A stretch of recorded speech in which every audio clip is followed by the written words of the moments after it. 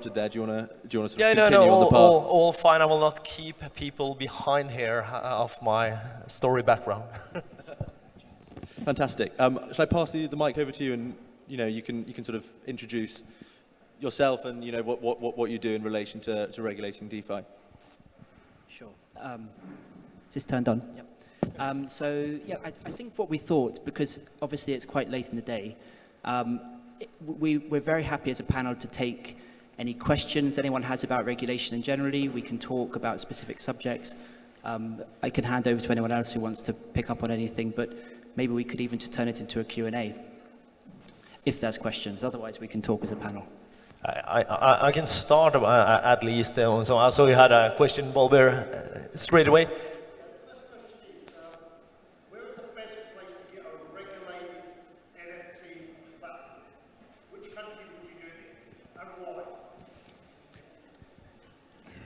Do you want to go, or should I go? Don't mind. The best place is not one place, sort of thing. It all depends on your project. It all depends on your strategy. It all depends on, do you want to have this as a quick exit and just go away from the platform because you see the market, you will sell it in 2 years? Or is this your baby? Do you want to stay with it? That's your personal interest where you have to figure it out. Then secondly, you have to understand that there might be good places, but if you don't have the right contacts, you will not get your bank account or your auditor. Hence, a certain place might be good for you and your project because you have the links, but for you who doesn't have the links, you cannot move there. Secondly, you have to understand where you are developing your project. Where are you moving? In which directions? Are you turning this one into something more like a further DAO? You start out centralized, but you want to become a DAO. Well, then there's other places to be. So I can assure you that the place not to be, I can say at least, that's Dubai. I was in Dubai last week, talking to the governments, talking to the regulators in the ecosystem. And they are trying to keep cope with this one. But what they see is that since they cannot be sort of saying in UK for uncertainty reasons, they cannot be in Estonia because they killed DeFi, they can't do anything. Then they go to Dubai because they say, come to us, everyone is welcome. Hence, you attract lots of different players, including, call it the illicit one, or the ones that is not there for good purposes. So even Dubai is now close to getting onto sanction lists. There's talks about this one. So I personally would steer away from that jurisdiction. But otherwise, it also depends on your investors. Do you have investors from the US or from Europe? You need to think about withholding tax for them, basic stuff back end. So there's unfortunately not the place to go. You have to take all these boring tax and legal considerations into account when you're finding your place. So I'm more than happy to set up the perfect place for you afterwards, Bolbur, but I cannot say that we have one preferred jurisdictions. There's several of them that can be good. Norway is one that can work real well. But then again, people are thinking also strategically. Do you want to address the European market? Go to Cyprus so you can passport when MiCA comes in place. All of these things. So that was a long 5 cents on it, but I think it's valuable to understand sort of the complexity of this one when you choose a jurisdiction compared to just jumping into a place where it apparently looks good. The other thing I'd just add on to that is regulation is funny because we all talk about regulation. There are laws as well as regulators. So when you say regulation, bluntly, if you're not regulated, you still can't commit murder. So what do we mean by regulation? What we mean is we're going to talk to a regulator, and the regulator is a human being. Human beings are human, so they will look at each other and they will go as groups. So if you take Europe, the underlying framework for most of Europe is identical. So the question then becomes is how do you want to go into that group? If you want to go into the US and Asia, you tend to go down a different model. And so Canada tends to follow the US. So the key question is, where are you going to sell into? What's their culture? Where's it going to go from? Because at the end of the day, all the regulators are going to tell you they want to do the right thing. But actually, because we're all human, we have different ideas what that is. So if you want to just take a step back, Europe is all about the rights of consumers. It's data protection, it's consumer protection. That is their star two. If you take the US, it's about the rights of the corporate. It's a completely different model. If you go to China, it's the rights of the state. If you go for India, it's the rights of the state, but different. So which one is culturally aligned to where you want to go? Which one are you going to get your customers in? Which one makes a nice story? And then it's about hacking your way into it. And it's kind of standard pass into most of these jurisdictions now, effectively. But simply, question is culturally, which one is the best match for your business? And I think I would just add,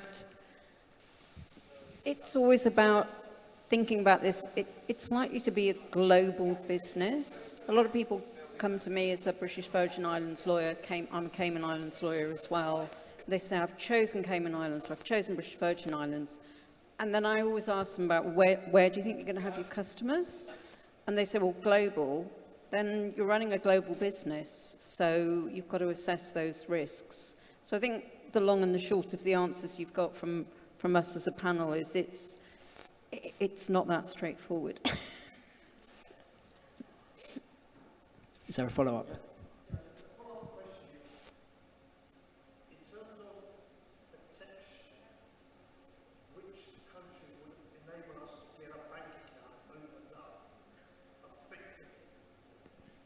Okay, so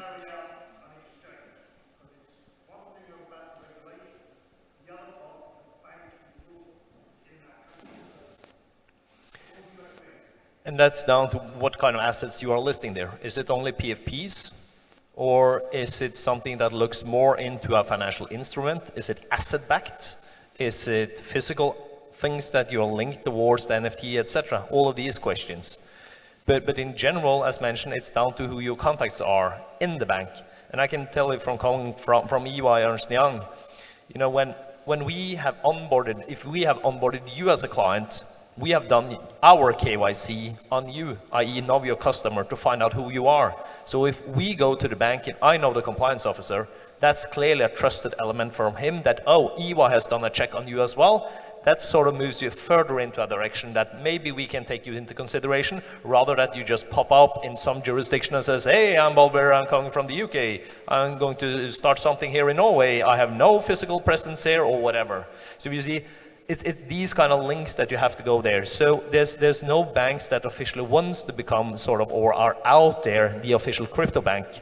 We have like Bank Frick or whatever in Liechtenstein and AgriBank and so on that has briefly touched upon it, but it all depends on your volume also. How large of a volume is it? Some of these banks, they cannot handle large amount of volumes. So that's also a complex question down to it, but you can perfectly do it in, I would say, all jurisdictions, as long as you have the right contacts, but it's down to sort of the attributes of what is your product and how complex that is also.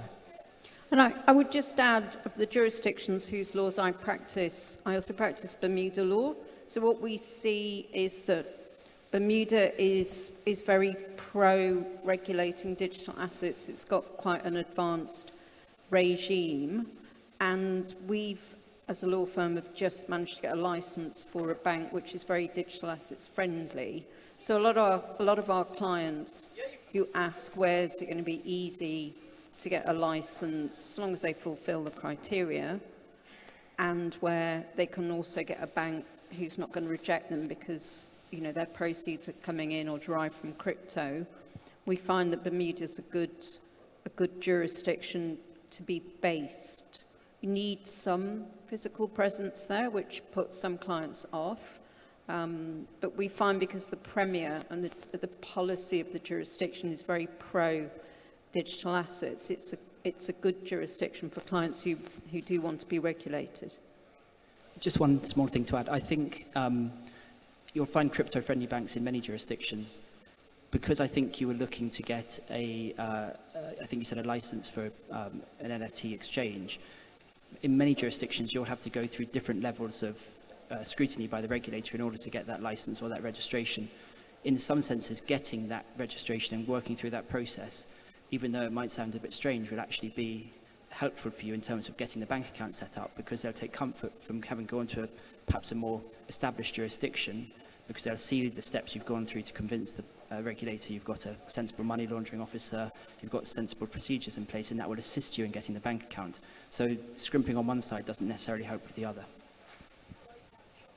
But I also think you should take into consideration not only that aspect, but, you know, if you're talking about an NFT exchange, right now, they do not fall, sort of saying, within naturally the landscape of AML and KYC requirements as ordinary crypto exchanges.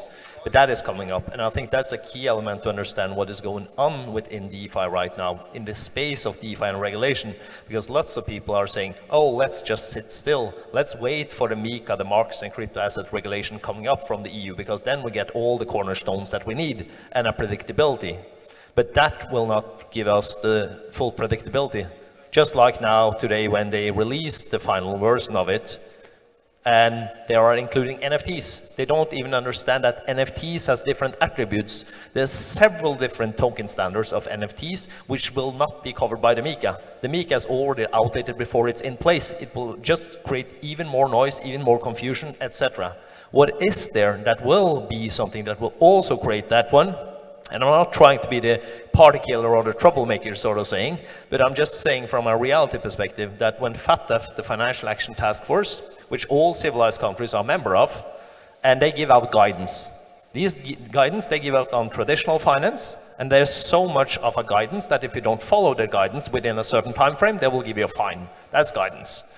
So they've also given guidance last autumn on crypto assets, where they said if you are to issue a decentralized finance product, you have to have KYC, know all your users on the platform, not only when they onboard once, but all users who is interacting. And if you have then a smart contract that is set up at a decentralized solution, where apparently anyone can go in and use it, you have a challenge. So that is what is killing innovation in the way that I see that, you know, as I mentioned briefly introductionary here, that Estonia, as the first country in the world, just before Christmas, strategically, the day before Christmas Eve, they released the press release, so they should keep the noise down. They said, now we require KYC on all DeFi projects. Kills innovation. My clients that wanted to be registered in Estonia has to go other places now. Not because they're a bunch of crooks and criminals, because they come to EY, because they want to pay their taxes, they want to do it legally correct, but they cannot just do their product development because their clients right now, the market within DeFi, which is also very small, are not ready as is yet to say, oh, this is my name, here I need to identify myself. But the developers, they want to do it over time, they want to do it more slowly. So I fear more that the FATF in itself will kill innovation from that perspective, which is also ironically one of the three main pillars of the MiCA regulation, that you're supposed to protect financial stability markets, protect also consumers and professional investors from it, but also drive innovation. So that is what I see as most challenging right now, that you're forced to move around to maybe other places where there's also illicit activity. So that's the current challenge that we see. I'm just going to say, you're probably not going to use a bank, you'll probably use an EMI, that might be the easiest way forward. What do you want? Is the key point. I mean, there are plenty of banks out there. You've got the high street banks, they're not touching crypto. You've got the new kids on the block, you just got banking licenses, and you've got a huge EMI thing. Don't worry about where you set up. There's always a solution. It's just getting the right guy for the right job. Better to have the KYC and AML in place. That's a better long-term strategy. Do not worry about banking. It is empty soluble. It'll either be a bank or it'll be an EMI. EMI is basically gives you all the banking stuff about being a bank because they back-to-back with a bank. It's quicker. It's a fireside chat. Go ahead.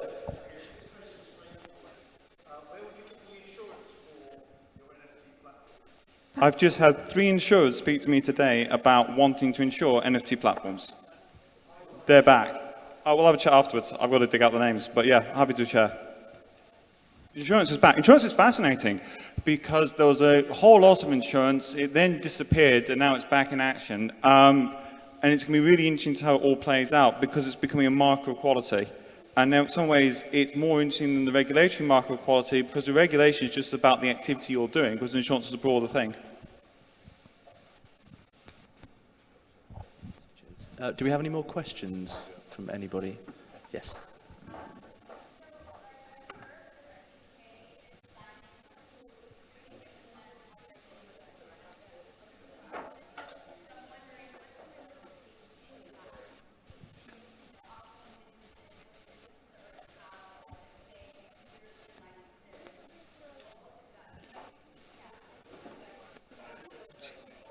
So there are a couple of different developments doing the rounds at the moment.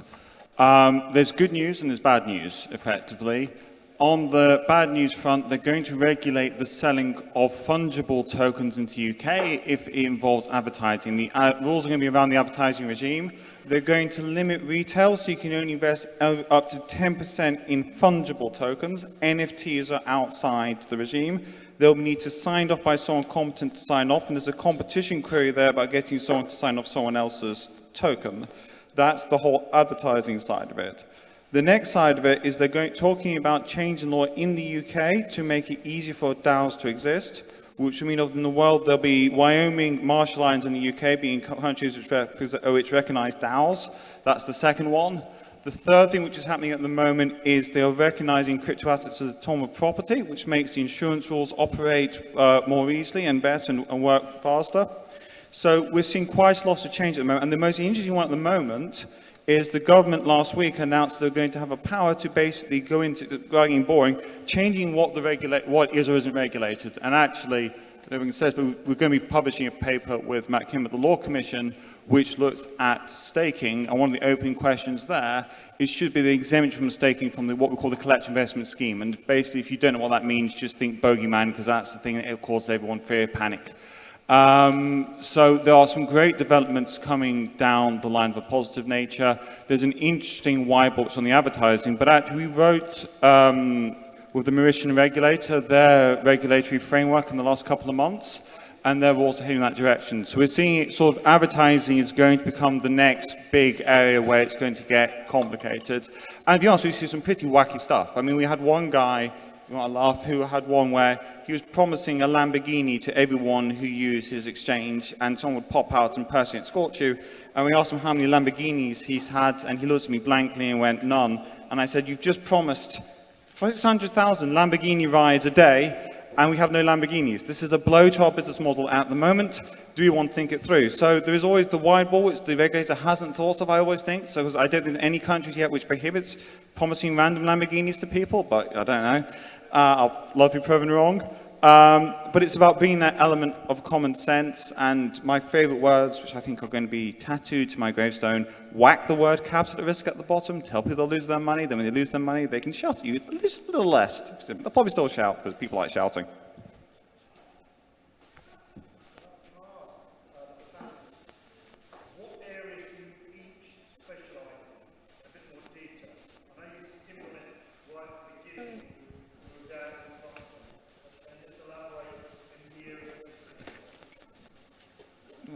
So I started 6 years ago. I did the first successful initial coin offering in the UK, the first equity issuance on chain. We have over 100 clients in the sector. We do everything. The only things we don't do is ATMs, because the FCA have announced that all ATMs are illegal, which is not great. And the other thing is we would partner with another firm if it was actual lending to consumers in crypto, but not sort of the nonsense lending, which is absolutely fine. But I mean actual lending involving actually lending a Bitcoin to widows and orphans, so to retail, is one of the most highly regulated areas. And there's a bank which got fined 100 mil for missing out the word "and." So that's when you go very slow, and probably isn't a cultural fit for most crypto firms. Apart from that, we are doing literally everything. We have a large team. We do everything from metaverses to NFTs to token launches. We've got the infrastructure. It's a one-stop shop, the whole shebang. So I practice offshore law, and I've been practicing law for 30 years. So not all of which I've spent doing offshore law. I used to practice English law. And a bit like James, my firm is a one-stop shop for all things crypto. We do regular non-crypto law as well, but we have got a specialisation in Cayman Islands, Bermuda and British Virgin Islands law. So we've done more than 50 DAOs. We did, since 2017, we've been doing Cayman Island DAOs. We act for some of the biggest household names. I regularly set up DAOs, and a bit like James, do token issuances, advise on DeFi platforms, all kinds of businesses, including NFTs as well. And we always ask the client, the first question that was asked, we always ask the client, well, what are your goals? What is it you're looking to achieve? Where are your investors based? Where are your customers going to be based? And I guess we are the top crypto offshore firm recognised by all the directories. So that's it from me. Yeah, no, we do everything naturally within, as you said, within traditional law, of course, tax and law, that we are specialized in general. But we have had a team since 2015. Globally, we have around 2,000 people who has an in-depth knowledge. In addition, we also do this from the technical side. Of course, we can do a legal opinion on a token or a review or whatever it might be and look into the tokenomics, etc. But if you are to do that from a legal point of view, one thing is to believe you understand the high-level grasp of it, but if you are to do it, you need to understand the tech behind it. You need to take that token, pour it out on the table, find all the attributes of it, and say, because of this, and that element, this is clearly not a financial instrument. Because of this and this attribute, it might be VAT. We need to check this one, or a sales tax, whatever. So we do it also from the core technical point of view, and hence we are working then on everything from assisting Norwegian tax authorities on establishing their crypto task force group and all of these things, towards writing sort of the prediction and interpretation of the legal framework on it. By doing so, by working with the 1-2 person startups who go straight into a DAO structure, or for example on the case of other public listed entities who is considering doing this one. So we're dealing with it from everything from decentralized exchange platforms towards other players who is within the DeFi ecosystem, also including neobanks and also, you know, crypto exchanges that actually wants to become financial actors, and banks also. So it's literally the whole landscape, including that we can do smart contract reviews. And that's a key thing, because what people tend to forget there, which is a key legal issue, a really key legal issue, and that's that there's never ever match, and I'm not seeing it on any project at all, between what is actually written on your home page, what is written in the smart contract code as is, what is written in your terms and conditions, what you have written on social media yourself, on Telegram, Twitter, Discord, WhatsApp, whatever, what your freelancers is writing on Medium articles, etc. There's never a match towards this one, and if you are just slightly incorrect with your wording there, oh, suddenly financial authorities will say, this is a financial instrument, you should have had a prospectus. So that's also a clear risk we see, that you need to actually go in the code and understand the attributes of it, what is written there, and not only look into the high level perspective. So that's where we are on A to Z, literally, on this landscape. I'm a barrister, so I'm sole practitioner. I specialize entirely in financial services regulation, and I specialize in crypto to the extent to which it starts to touch the regulated areas. And once it touches the regulated areas, I advise on how to deal with regulators and how to comply with the relevant laws. My background is as a lawyer for the regulator here in the UK, where I overlap with Sara for probably the best of her 30 years. And I do also do work for legacy financial services firms, and one of the most interesting areas I find is the extent to which legacy financial services firms are beginning to look at crypto and trying to sort of dip a toe into it and try to understand how they can take advantage of the technology, but at the same time have the advantages that they have from their positions with their licenses, etc. So it's a careful kind of stepping stone between the two. But of course, I also act for properly or attempting to be properly decentralized platforms as well. We've got time for one more question, if anyone has one, and if not, then we can wrap up. Doesn't look like anyone's got one. So thank you all very much for staying this late. Appreciated. And yeah, we'll see you soon. Cheers. Thanks. Thanks, guys.